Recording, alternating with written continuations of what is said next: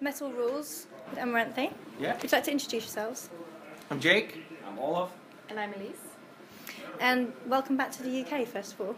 Thank you. Thank you very much. Although it's the sixth night of your tour so far. It probably is. If you counted it, it's probably correct. We don't want to count the days because then we get totally lost. Are you just more counting the cities? Yeah, we're kind of trying to live, a normal life, like each day at a time. Yeah, taking it day by day. Because I thought that we have been out for 2 weeks. And then I get very disappointed hearing it's only been 1 week. And the opposite, No, when we have... Oh. But at least it means that it's not going as quickly. You've still got more shows to go. Yeah. 4 weeks left. Oh, it should fly by. It usually does. After the first 2 weeks, everything goes really fast. But the first week, you're trying to settle in. You're trying to get to know all the guys. So all the days are extra long. intense, exactly. But after the first week, it's going to start to roll. And it becomes a routine. With your first show selling out, that's a great way to start it, though. Yeah, exactly. Yeah, it was a really small place with 2 people, but we sold it out. But that's important, it's sold out. So how was that atmosphere for the first show? It was really, really, really, really good. We haven't played at Holland for like 2 years, and we have never headlined there, I think. Nope. No. So the atmosphere was fantastic, and you knew from before that it was going to be a good show because it was sold out. So you were getting excited about it, and playing the first show of any tour is always really fun for the band. Also, even if it's a little bit of hiccups here and there. But no, it was really, really nice. And your last year you said that was your first headline European tour. But if now you have a second one, does it feel normal now to tour headlining Europe? Yeah, we actually did 2 headline tours last year in Europe, right? No, just one. I thought it was the co-headline tour. Yeah, Yeah, we did a co-head. Yeah, exactly. Yeah, we did a co-headline tour and then the headline tour, and now yeah, we're getting used to it. So you'll never go back. Headline tours, world tours, all the way. No, of course not. If Metallica calls us and wants us to be a part of their tour, we could probably arrange like some co-headline thing with them as well. Just a tough one, But only if they ask nicely. Yeah, exactly. So I have to ask, when you sort of started the band, did you start off wanting to have 3 vocals, or is that something that just came across? It was just something that came across. We had no idea of that from the beginning. From the beginning, it was just thought as a project with different singers, different guitar players, different drummers, and then that road turned out to be a band. Yeah, and there were previous discussions even before we started the band between like me and Morten already back in 2006, and me and Jake have been talking about doing something together for several years, and same thing with me and Elize and everybody. So it was It's like Olof's fault. yeah. No, it was. Like I'm not saying that was everywhere. spider in that. I'm not saying that, but everybody Like, was yeah, kind let's of do talking to each other, of trying to do something together. So yeah, everybody was friends. So it kind of came together very naturally, I would say. We realized that Olof was cheating against all of us. So we just decided to, okay, then let's do it together. It was all part of the plan. He's the mastermind. Yes. But how do you write? Do you write the vocals? Do you all write it one and then decide what you want to do, or? Usually we have a microphone and we sing in it. Yeah, we send a lot of ideas back and forth. Olof is working with all the music. He sends it to me and Elize, and sometimes we sit all together, and 2 of us, and we're collaborating a lot. And when it comes to who shall sing which part, we usually sing one part, and then maybe we move that to another part, and we just feel what's best for the song.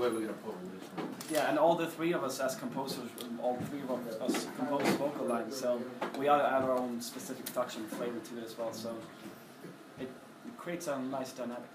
Because I saw the video for Drop Dead Cynical, and I was wondering, that would be a great way to sort out who gets the main vocals.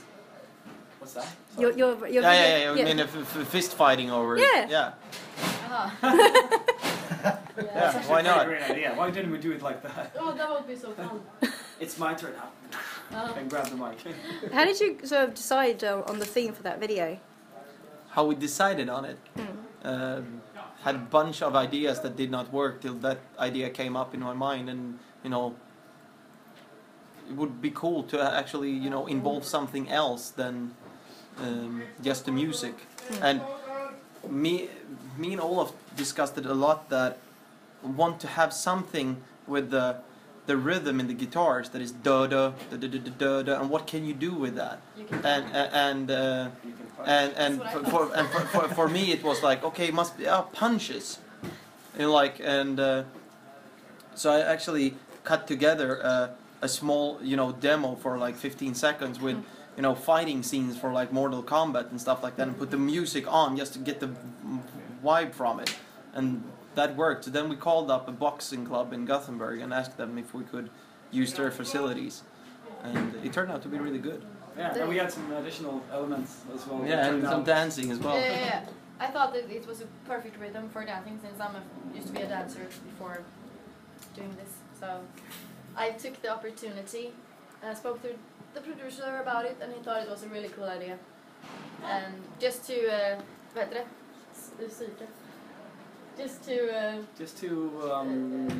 fool around a little bit. No, that's not the word. Just to tease the metal people a little bit. Yeah, I brought in the pom-poms. Fighting and fire and cheerleading, dancing, perfect video. Right? It is. It's really good. Thanks. We're happy you like it. Would you you're not tempted in the breaks of the video, I said, to get in the ring and put the gloves on and settle a few differences? Absolutely. Which you won. Yeah, Johan was actually Johan has been you know, been into this kickboxing thing and stuff like that. So he was actually standing there at one of this practicing pad and fighting all day long. Yeah, and I grew up inside one of those clubs because my father was a kickboxer and a karate. He was champion. So. Yeah, and 1,600 years ago I was a katana master in feudal Japan. Yeah, exactly. You never forget.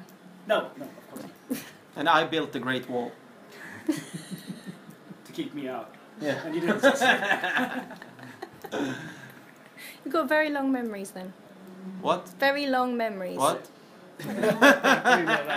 My short memory has taken some beating from the video recording. So now that you're sort of coming back to the UK, do you have any plans? Oh, obviously you've only just arrived back. Well, not you, no. You can go. The rest can stay.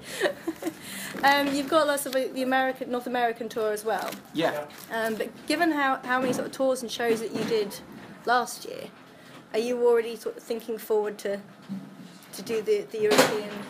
Yeah, we always plan like 1.5 years in advance. So we will come back to Europe again, but never know when. Probably another time on this record, I would say. I think so. How's it still feeling? Because obviously it's been out for, well, not a massively long time, but quite a few months, and you've already done quite a lot of shows. Is it still feeling fresh each time you bring it to a new audience? Yeah, because the audience that we bring it to right now hasn't seen the songs live yet. This is the first time for them. So on this tour we decided to start with the US. Last time we decided to start with Europe. So you know, for us, we have played the songs now for 5-6 months. But for the European audience, of course, it's brand new for them. Yeah, so fresh. Yeah. To keep it fresh for ourselves, we have a completely new stage show, you know, with new backdrops and new intro and everything. So, and we're not tired of the songs yet. So. Well, that's good. Yeah, that'd be horrible. Everyone's first show, sing it live, and you're there going, yeah, it's this song. Yeah, ask You've Kiss. got the CD. Ask Kiss. They've been doing the same show for 45 years. So, I mean, I just want to see if you've been asked this before. Obviously, the album's been 5 months, but do you already have people going, when are you working on a new record? No, not really. Not like in that sense that we're working on songs. I mean, I know Olof has ideas, and all of us has ideas, but not like in the working process of making new songs right now. Do you write while you're on the road? Last album, we actually did a lot of the work on the road.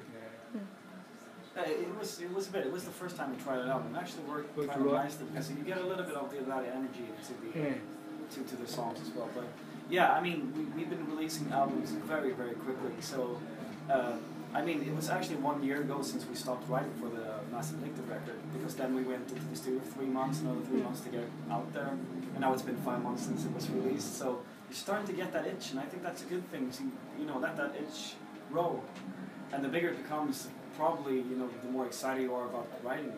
I think, you know.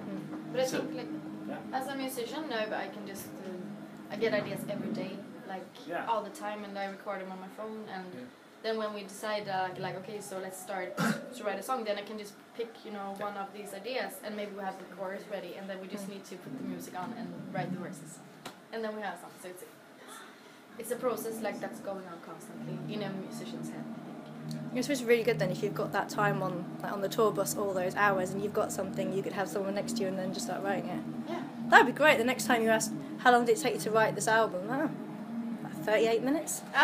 Was it all there? Yeah, sometimes, and usually one of like the best songs get actually written very quick.